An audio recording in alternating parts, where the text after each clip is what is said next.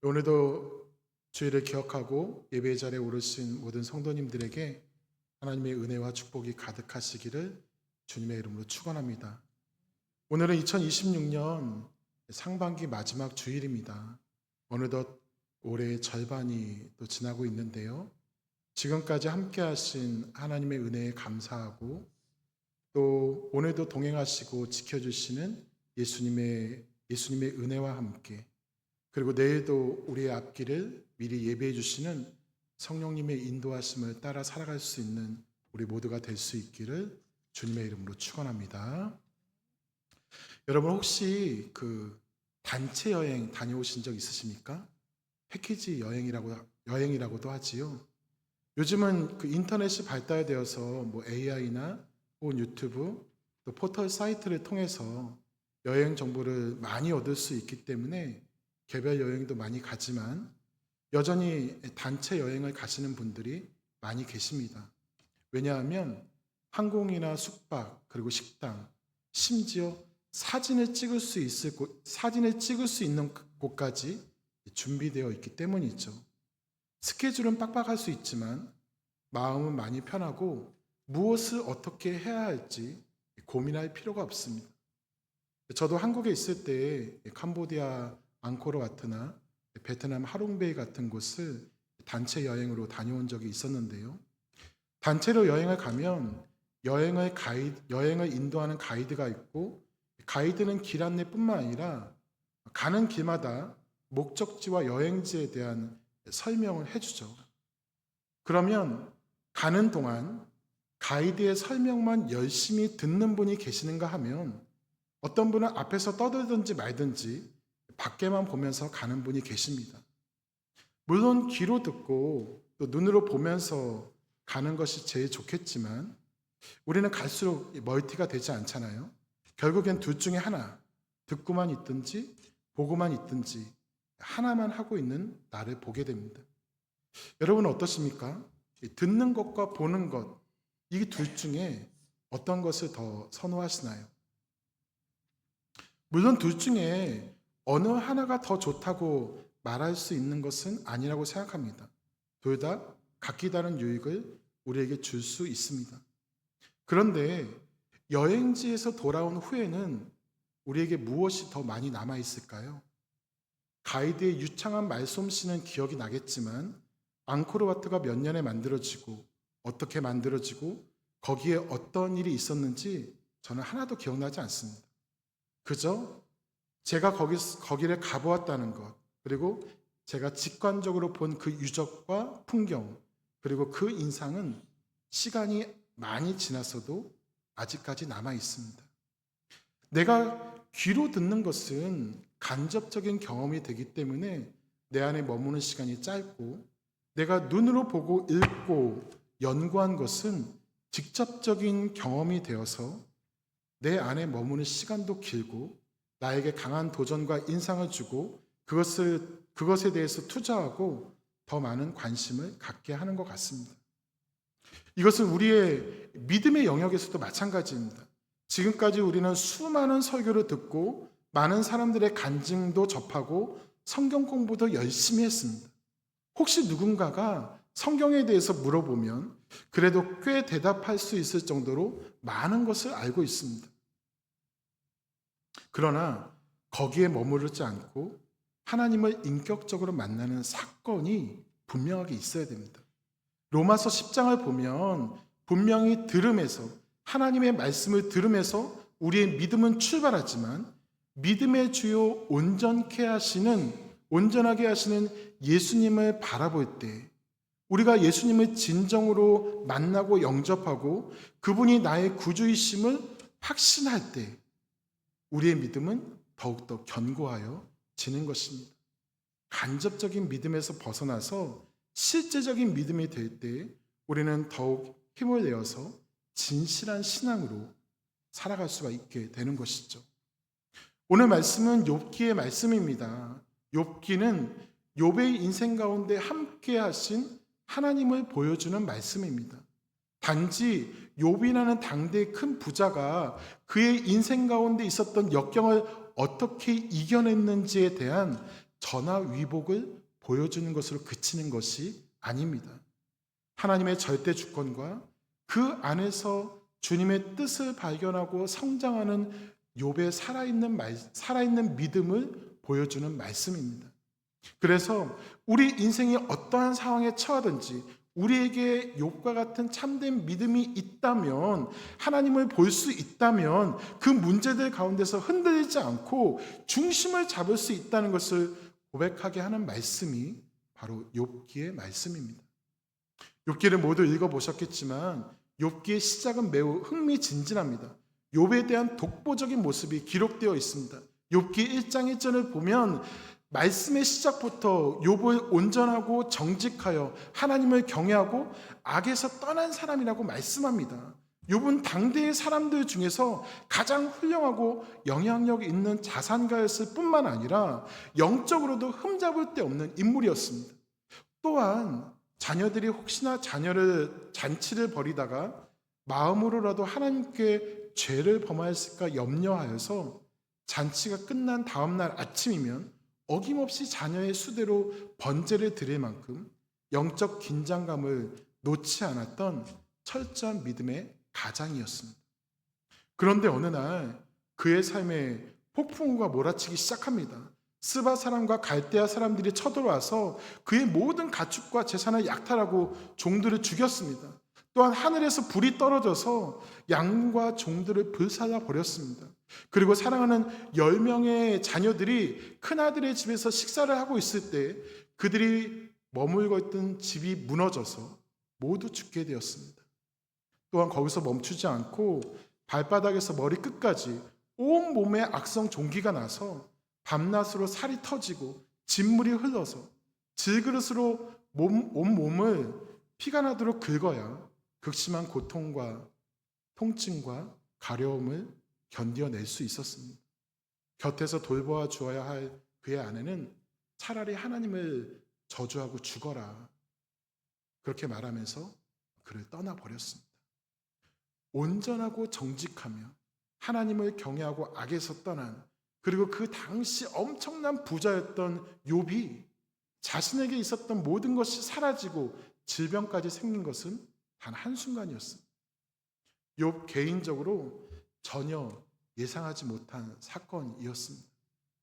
그런데 우리는 이 사건이 어떻게 이루어진 사건인지 말씀을 읽었기에 잘 알고 있습니다. 욥이 당한 고난은 원인 모를 불행이 아닙니다. 우연히 일어난 사고도 아닙니다. 욥기 1장과 2장을 보면 욥의 고난은 결코 우연이나 원인 없는 비극이 아니라는 사실을 알 수 있습니다. 그 모든 과정은 하나님의 영원하신 작정과 절대 주권 아래 허락된 시험이자 택하신 자를 정금같이 빚어가시는 하나님의 연단의 방편이었습니다. 하나님께서는 사탄의 이간질 앞에서도 욥의 온전함을 확증하셨으며, 참된 경건이란 결코 외적인 조건들에 의해서 좌우되지 않고 오직 여호와 하나님을 경외하는 것에 있다는 것을 알려주기를 원하셨습니다. 따라서 욥이 당한 고난은 결코 그를 파괴하거나 멸망시키기 위한 벌이 아닙니다.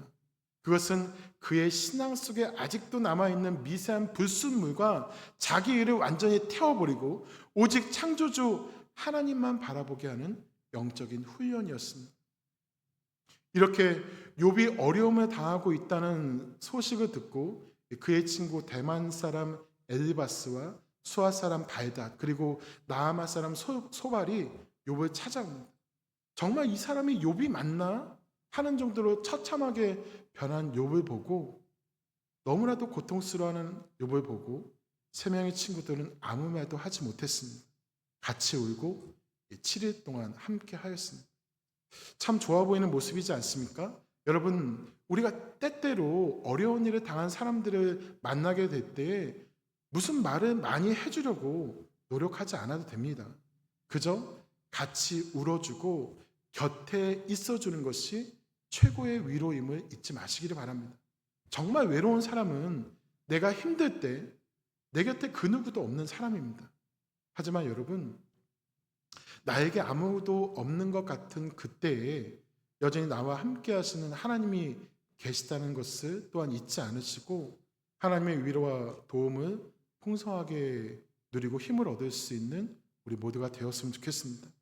이제 욥이 친구들과 함께한 지 7일이라는 시간이 지났을 때 그는 침묵을 깨뜨리고 자기가 태어난 날을 저주합니다. 욥기 3장을 보면 자신이 태어난 것에 대해서 원망하며 한탄하죠. 그런데 욥의 이 말을 듣고 나서부터 친구들의 말이 본물처럼 터져나오기 시작합니다. 이때부터 욥기는 정말 읽기 힘든 말씀이 되죠. 지리하고 지루한 논쟁이 계속됩니다. 욥의 친구들은 자신이 가지고 있는 신학적인 지식과 인과응보의 논리를 말하면서 하나님은 공의로우신 분이다. 원인이 없으면 결과가 없다. 따라서 내가 이처럼 처절한 고난을 당하는 것은 내가 알지 못하는 숨은 죄가 하나님 앞에 있기 때문이다. 그러니 어줍지 않은 핑계 대지 말고 어서 너의 죄를 자복하고 회개해라. 엘리바스와 발닷과 소발은 하나님을 욥을 위로하던 사람에서 정죄하는 이들로 돌변하게 됩니다. 욥을 위로하러 왔던 친구들과 욥의 대화는 이후에 욥기 31장까지 세 차례나 번갈아 가면서 이어지는 지루하고 치열한 대논쟁의 평행선이었습니다. 그러나 이 기나긴 말싸움 속에서 그들이 얻은 영적인 결론은 아무것도 없었습니다.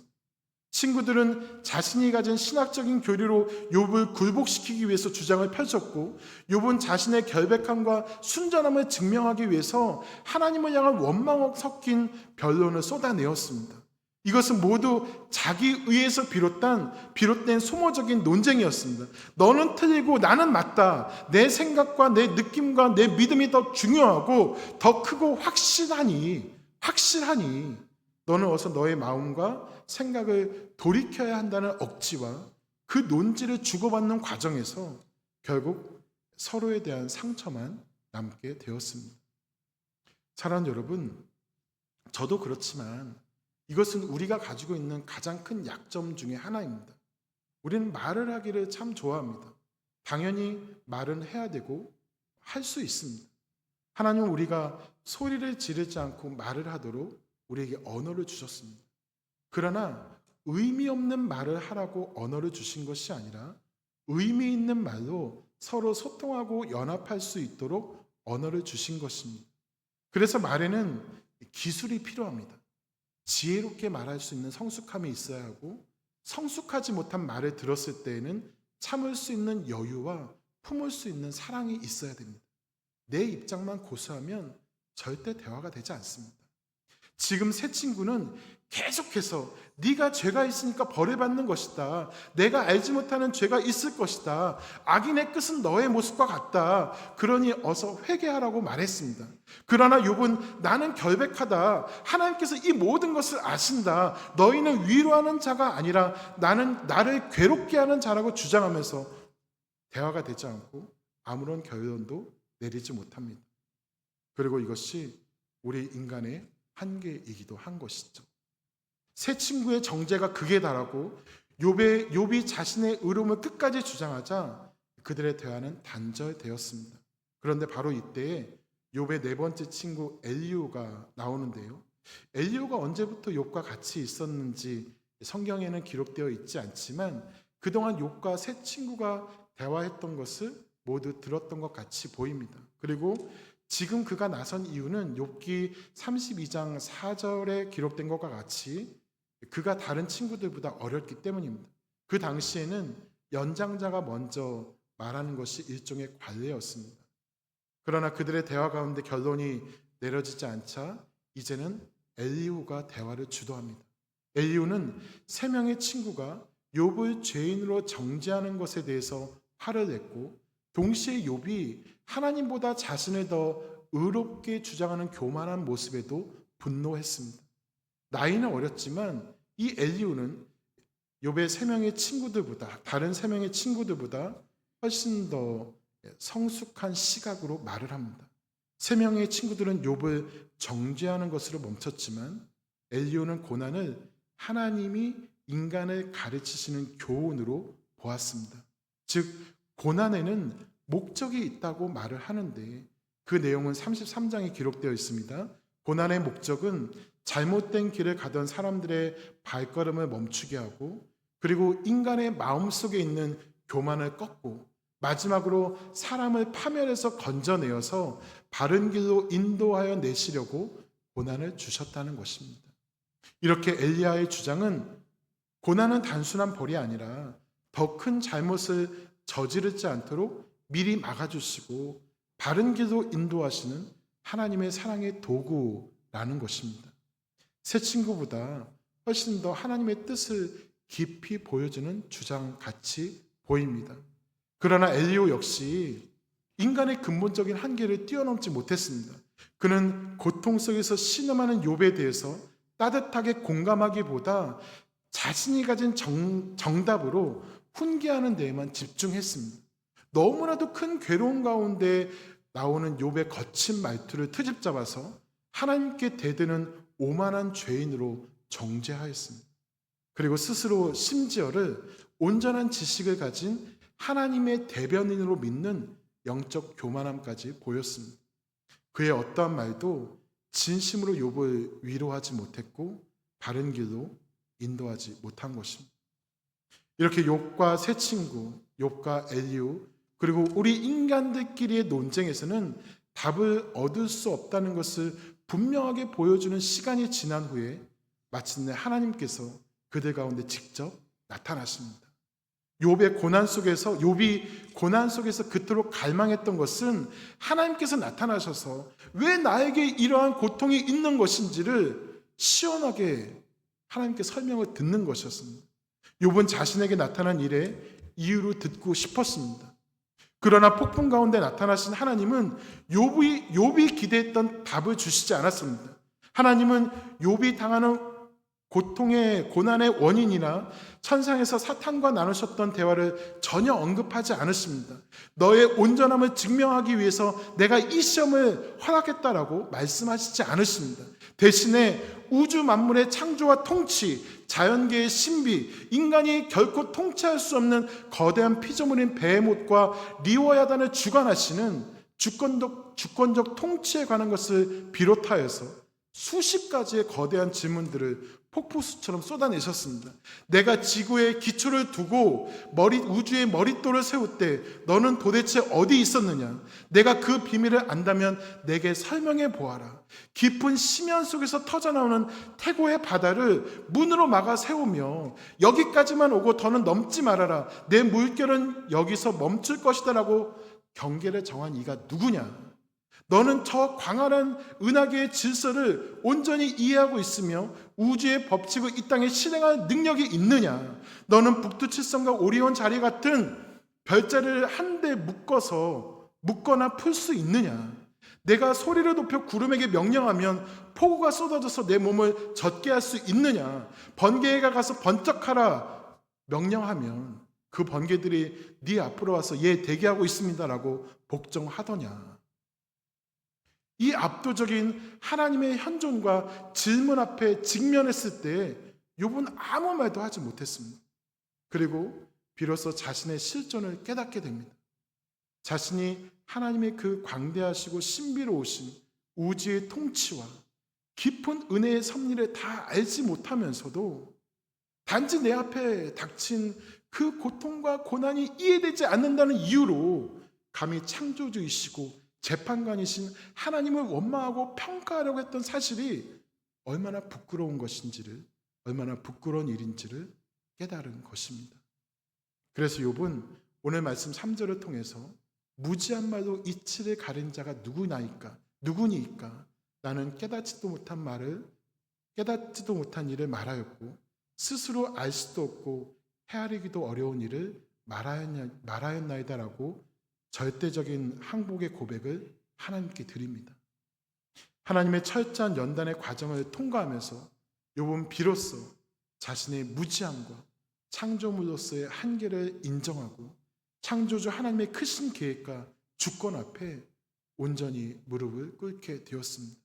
내 지식의 틀로 하나님을 다 이해하려고 했던 교만을 내려놓고 나의 이해를 고집하는 것을 넘어서 하나님을 온전히 신뢰하는 그 믿음의 단계로 들어서게 된 것입니다. 그리고 이제 자신의 절대적인 무가치함을 깨달은 욥은 이제 그의 평생의 신앙과 인생관을 완전히 바꾸는 절대적인 고백을 하나님께 드리게 되죠. 그 말씀이 바로 오늘 5절 말씀입니다. 우리 5절 말씀 한번 같이 읽어보도록 하겠습니다. 5절입니다. 내가 주께 대하여 귀로 듣기만 하였사오나 이제는 눈으로 주를 배움나이다. 아멘. 사랑하는 여러분, 이것은 욥이 고난과 연단을 통과하면서 얻은 귀중한 고백입니다. 욥에게 있어서 고난 이전의 신앙은 귀로만 듣던 신앙이었습니다. 고난을 당하기 전 그가 온전하고 정직하여 하나님을 경외하고 악에서 떠난 사람이었을 때도, 그리고 친구들과 치열하게 논쟁할 때에도 욥에게 하나님은 그저 귀로만 듣던 하나님이었습니다. 조상 대대로 내려온 종교적 전통 속의 하나님, 율법석에서 설명되는 인과응보의 하나님이었습니다. 내가 이만큼 의롭게 살면 이만큼 복을 주시는, 나의 이성과 논리 안에서 제어되고 예측 가능했던 하나님이었습니다. 욥은 귀로 들은 지식을 따라 경건하게 살았지만, 그러나 온전히 하나님의 뜻을 이해하지 못하고 이해하려 하지 않았던 믿음의 한계가 있었던 것입니다. 그러나 고난의 터널 가운데 맞이한 하나님의 임재 가운데서 눈으로 보는 신앙으로 변화하게 되었습니다. 모든 소유를 잃고 자녀를 잃고 육신이 무너져가는 철저한 고난의 연단을 거쳐서 폭풍우 속에서 하나님을 직접 대면하였을 때 그의 하나님은 귀로만 들었던 하나님이 아니라 이제 눈으로 보는 하나님이 되었습니다. 이것은 단순히 육체적인 시각으로 하나님을 바라보았다는 뜻이 아닙니다. 지식과 소문을 넘어선 실제적인 대면이었고, 내 좁은 이성의 한계를 완전히 부수고 살아서 역사하시는 창조주 하나님의 주권과 사랑을 삶 전체로 경험하면서 영적인 눈이 떠졌다는 것을 의미하는 것입니다. 그런데 여러분, 중요한 것은 욥이 이제는 눈으로 주를 배움나이다라고 이 위대한 고백을 선포하고 있는 바로 그 순간에도 아직까지 욥을 둘러싸고 있는 외적인 환경은 단 하나도 바뀌지 않았다는 것입니다. 빼앗긴 재산이 단 한 푼도 돌아오지 않았고, 죽은 10명의 자녀들이 다시 살아나지 않았습니다. 질 조각으로 긁어대는 그의 온몸의 종기도 여전히 진물이 흐르는 그대로였습니다. 왜 자신이 이런 참혹한 고난을 당하는지에 대한 명확한 원인을 하나님께 듣지도 못했습니다. 고난의 원인은 욥에게 있어서 여전히 베일에 쌓여서 아무것도 몰랐습니다. 그러나 하나님을 눈으로 직접 대면하고 나니 그를 짓누르고 있는 모든 원망과 억울함, 풀리지 않는 의문과 갈증이 한순간에 눈 녹듯이 사라져 버렸습니다. 세상에 줄 수도 없고 알 수도 없는 영적인 평안이 그의 심령 안에 가득 찼습니다. 왜냐하면 고난의 원인은 알지 못하지만 온 우주를 다스리시는 그 위대하고 자비하신 하나님이 나의 삶을 기억하고 계시며 나를 품에 안고 계신다는 사실을 눈으로 보아 확신했기 때문입니다. 상황이 바뀌어서 평안해진 것이 아닙니다. 하나님을 바라보는 영적인 눈이 열렸기 때문에 거친 폭풍우 속에서도 완전한 안식을 누리게 된 것입니다. 그 누구도 알려주지 않았던 하나님에 대해서 이제는 정확하게 보았고, 하나님과 함께 하심을 진정으로 보았을 때 욥의 모든 문제가 해결되었던 것이죠. 오늘 말씀을 묵상하고 설교를 준비하면서 어떤 한 분이 생각났습니다. 바로 고 이민아 목사님이라는 분인데요. 이민아 목사님은 여러분이 잘 아실 법한 대한민국 최고의 지성인이자 무신론자의 대명사였던 고 이어령 교수님의 딸입니다. 땅끝의 아이들이라는 이 이민아 목사님의 책을 보면, 목사님은 한국에서 좋은 대학을 조기에 졸업하고 미국 LA로 와서 변호사 자격증을 취득하고 이후에 검사가 되어서 세상의 성공 가도를 달리던 엘리트였습니다. 그리고 신앙생활을 하며 교회를 열심히 섬기고 봉사도 했습니다. 또한 성경 공부를 통해서 하나님을 배웠지만 목사님이 믿던 하나님은 아무런 문제가 없을 때에만 평안했던, 철저하게 귀로만 듣던 하나님이었습니다.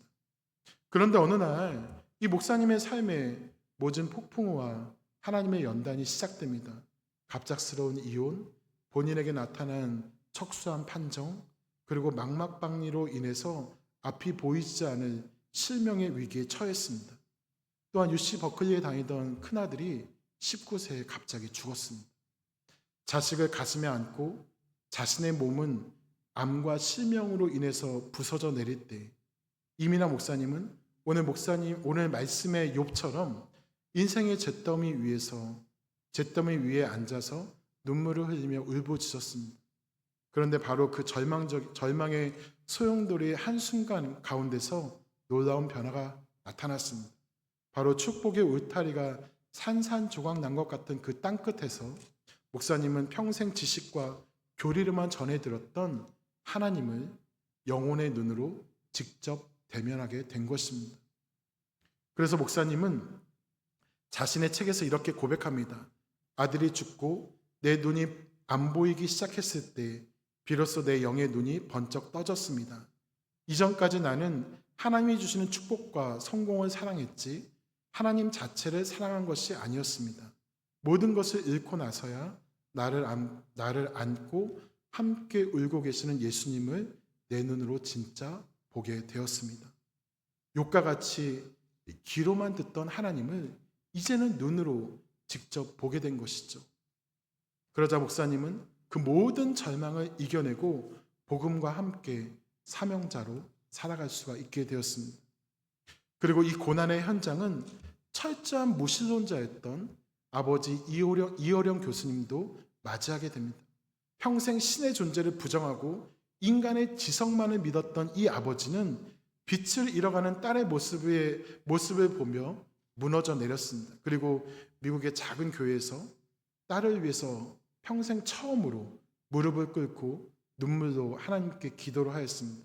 하나님, 만약 내 딸 미나가 다시 눈을 뜨고 빛을 볼 수 있다면 내 남은 지성과 생명을 다 바쳐서 주님의 종이 되겠습니다라고 서원하였습니다. 그때 하나님께서는 이민아 목사님의 시력이 회복되게 하셨고 죽어가는 딸의 영혼과 육체 속에서 역사하시는 살아계신 하나님을 이 이어령 교수님도 비로소 눈으로 똑똑히 보게 되었습니다. 그리고 마침내 이어령 교수님은 자신의 지성의 방에서 걸어 나와서 2007년 70이 넘는 나이에 세례를 받고 그리스도인이 되었습니다. 세례를 받은 후에 이어령 교수님은 욥기 42장 5절의 말씀과 같이 이렇게 고백했습니다. 내가 지금까지는 지식의 눈으로만 세상을 보고 글을 썼으나 이제는 영의 눈으로 살아계신 하나님을 보게 되었습니다. 이후 이민아 목사님은 암이 재발되어서 시한부 선고를 받았음에도 마지막 순간까지 청소년을 위한 복음 전파를 위해서 살다가 2012년 하나님의 부르심을 받았습니다. 아버지를 믿음의 길로 인도한 목사님의 삶은 사람이 지식으로 알던 귀로 듣던 신앙이 고난을 통과할 때 어떻게 눈으로 보는 신앙으로 완성되는지를 보여주는 현대판 욥기의 증거라고 말할 수 있을 것 같습니다. 사랑하는 여러분, 아직도 많은 교회 공동체 안에는 수십 년 동안 예배 자리를 지키고 직분을 맡아 봉사하고 있지만 여전히 귀로만 듣는 신앙에 머물러 있는 분들이 많이 계십니다. 많은 목사님들을 통해서 듣는 하나님, 신앙이 좋으신 부모님과 지인의 간증을 통해서 간접적으로 아는 하나님, 성경 공부 교재의 정답 속에만 갇혀있는 이론적인 하나님만 알고 있는 것에 만족해 하는 분들도 많이 계십니다. 귀로만 듣는 신앙, 남의 이야기로만 채워진 신앙은 삶이 평탄하고 아무런 문제가 없을 때에는 제법 그렇듯해 보입니다. 물론 그렇다고 해서 그럴 때에는 그러한 모습의 신앙을 유지해도 괜찮다는 것은 아닙니다. 평탄하고 잘 될 때도 우리는 눈으로 보는 믿음의 삶으로 나아갈 수 있어야 됩니다. 그런데 그렇게 아무런 문제가 없어 보이는 그때에 우리의 인생에 뜻하지 않은 어려움이 찾아오고 나를 정금같이 만드시려는 하나님의 연단이 시작될 때 귀로 듣고 머리로만 알던 신앙의 지식은 하나도 힘이 없습니다. 욥의 친구들처럼 얄박한 정죄의 칼날을 휘두르며 상처를 주거나 욥과 같이 하나님을 향해 원망과 불평의 쓴뿌리를 쏟아내며 낙심하기 십상입니다.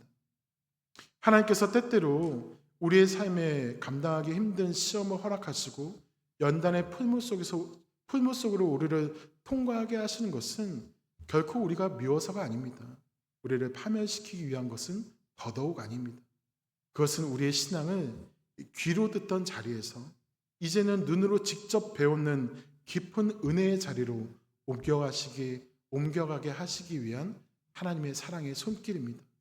이제 욥기 42장 마지막 장면을 이르면 욥이 자신의 무죄를 자복하고 티끌과 재 가운데 온전히 회개하며 하나님의 주권을 찬양했을 때, 이제는 눈으로 보는 하나님을 더욱 신뢰하며 나아갔을 때 하나님은 그의 믿음을 온 천하에서 인정해 주셨습니다.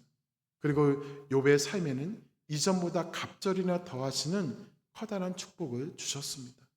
연단을 통과하여 정금같이 된 자에게 주시는 하나님의 영광스러운 선물이 욥에게 풍성하게 임하였습니다.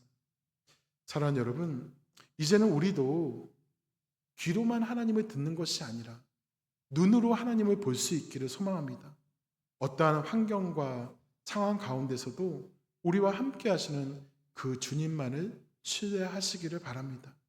이제는 귀로 듣지 않고 눈으로 주를 봅니다. 이제는 귀로 듣지 않고 눈으로 주를 봅니다. 이 신실한 믿음의 고백이 저와 여러분의 평생의 고백이 되어서 정금같이 빛나는 믿음의 주인공으로 살아갈 수 있기를 예수님의 이름으로 축복합니다. 자, 우리 함께 기도하겠습니다.